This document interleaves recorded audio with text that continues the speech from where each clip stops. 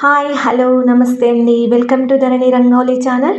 నేను ఈరోజు 3 చుక్కల ముగ్గు తీసుకొచ్చానండి. చాలా బాగుంటుంది ముగ్గు. చాలా చక్కగా ఉంది ముగ్గు.